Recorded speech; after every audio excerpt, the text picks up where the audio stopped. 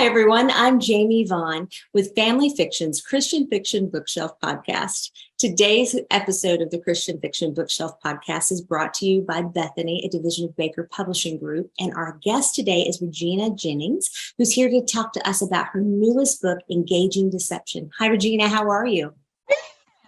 I'm great. How are you? I'm doing well. So I want you to tell me what you can without giving away too much about this newest book.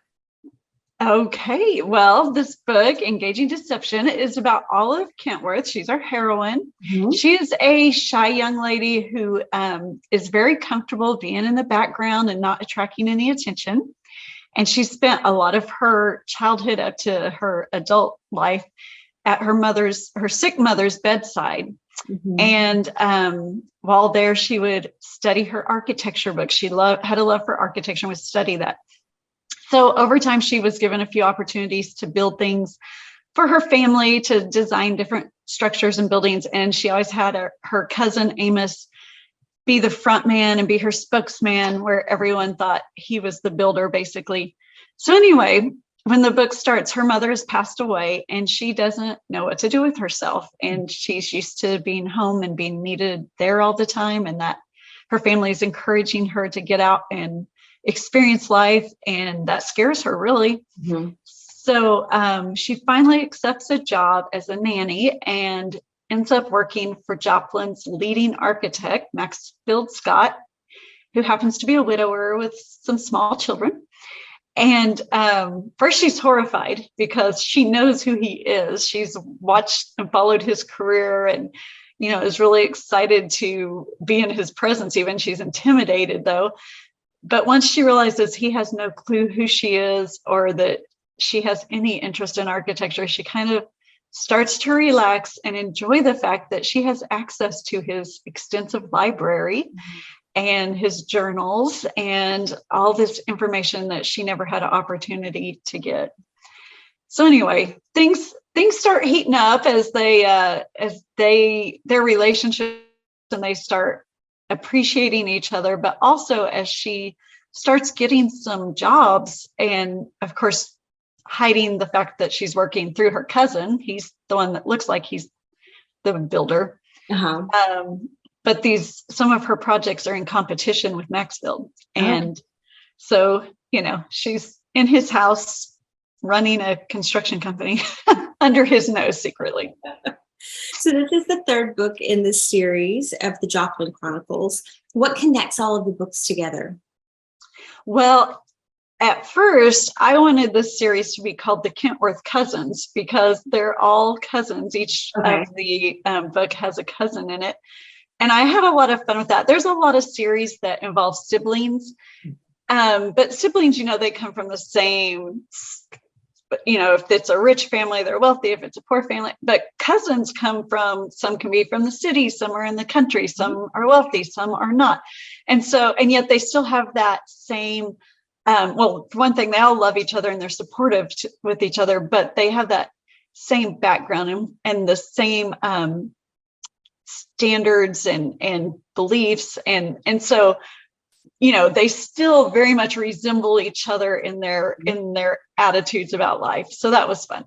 So, but it is set in Joplin. And so marketing decided Joplin Chronicles was better than the Kentworth Cousins. Well, that works out great, especially for the local Christian bookstore in Joplin, Missouri. They can put that right out front. Yeah. Shout out to them. Yeah. So, you said that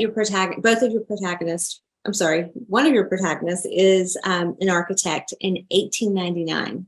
So what type of research did you have to do to learn what they did back then?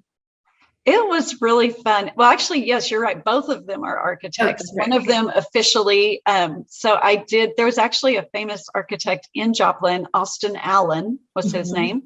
And so his buildings are still around. So I looked at his path. He's a little younger than Maxfield would have been, but looked at where he studied and what his path was to becoming this architect. And so that informed Maxfield's path of where he went to college. And then of course they would go to Europe and do the tour and study architecture in Europe. But then I also did research on the many untrained architects that we have, like Thomas Jefferson, who's a famous architect and yet did not receive any formal schooling. In fact, there wasn't much formal schooling available until the late 19th century. Wow. So the idea that Olive could study and learn this on her own isn't that far-fetched. Like, it happens, and it happened back then. So that was really fun.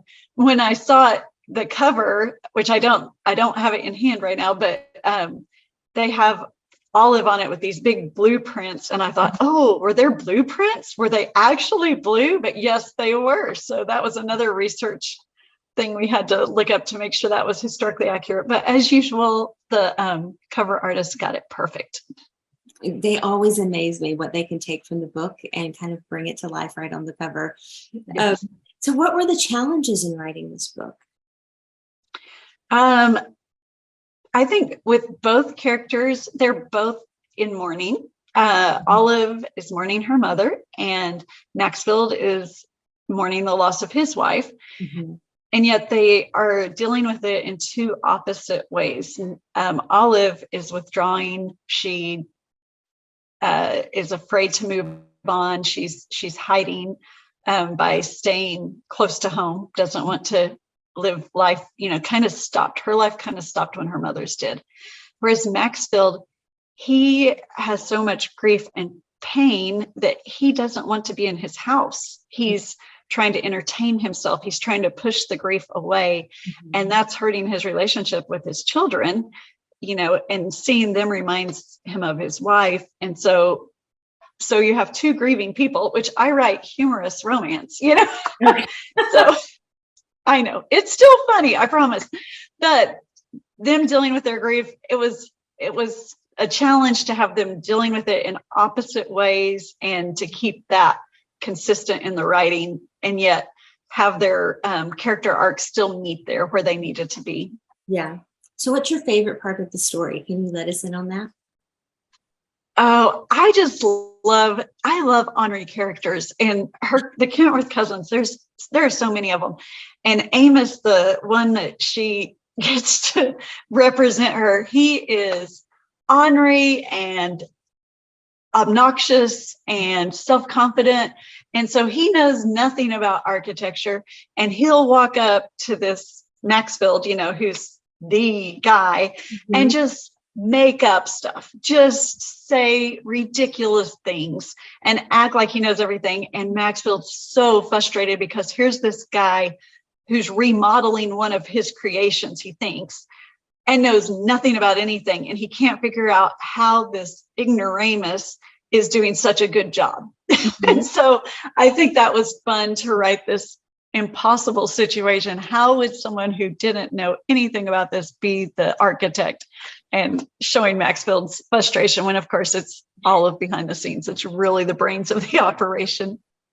And it's not like today where you could have somebody feeding you the information. Well, I know they have to work up. And that's just so fun to think through it, because basically he would say whatever and she would write down in the notes what was real that she needed, and so she wasn't even listening to him. She's his secretary writing down to helping him take notes. So, yeah.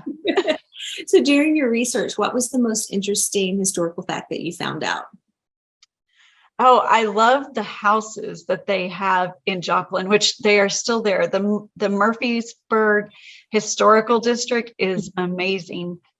They, it's a whole area. So Joplin went from rags to riches like that. It was a mining town, and money just flowed in, got brought up out of the ground, literally. And so there were many self-made millionaires, just boom. It was a boom town. And so there are these beautiful houses, and the Murfreesburg Preservation Society has done an excellent job of keeping them nice and preserving their history. They do Christmas tours. They have a lot of resources about the people who lived there, the people who built them. And you can, it's something that we can all still enjoy. You can still go to Joplin and do the walking tour and go through those neighborhoods. And I just really appreciate people who love history, mm-hmm. and who preserve it for other people. And they really give the town and that area a sense of significance and of place when you see it as a whole. Mm-hmm. I love that. So when the reader finishes the book, closes the last page, what do you want them to take away from it? Well, I think I relate to her a lot. I think a lot of women would, in that she feels like an imposter in her job. I think a lot of us put career second. We have to manage family and take care of family, and whether it's our children or our parents or other things coming. And obviously family comes first. Like that's something, male or female, that we all are supposed to be putting God and family first. But it leaves us sometimes feeling like an imposter when we do decide to get a job or to use our God-given talents. Maybe we didn't have the educational opportunities or the years of experience that our counterparts did that had a career all along. So that's what I think the takeaway would be, to hone those skills that God gave you, and don't be afraid to work on them, to challenge yourself, and to use them. Like, there's nothing wrong with having a talent from God or a love for something. There's nothing wrong with that. But at the same time, to be patient for God's timing, because there are seasons in our life, and it may seem like your kids are little forever, but they're not. Or for all of it, it may have seemed like she was going to always be at her mother's bedside, but at the end, she was glad for every day she spent with her. So it wasn't wasted time. Your time will come. Yeah. So is this the last in the series? Yes, it is. All right. What do you have planned next? Well, that is a really good question. So you're getting the inside scoop, Jamie. Okay. Okay. So this was my last contract with Bethany House so far. I decided to take a break, and they very graciously have offered an open door, and I would love to work with them again. So we'll see what happens. But for now, I don't know what's coming up. I might start a book tomorrow, and we'll see. But it's been a nice break. And here I am talking about a book where people are spending time with their family or working. And that's kind of the situation I'm in right now too. So y'all can pray that God will show me what's next. Yes. And God wants us to rest. He wants us, to have that time to rejuvenate and come up with new ideas. We don't necessarily have to trudge along the entire time. Absolutely. It's been a wonderful break. I feel very much that this was the right thing. Good. So Regina, I can't wait to see what happens with this book and with the series for you. And everyone, it's available now. Go to your local Christian bookstore and pick it up. If you don't have one, pick it up wherever you purchase your books. And this is brought to you today by Bethany House Publishing, and it's called Engaging Deception. It's out now. And if you like this chapter of the Christian Fiction Bookshelf podcast, make sure to hit subscribe below. And have a great day. Thanks, Regina. Thank you.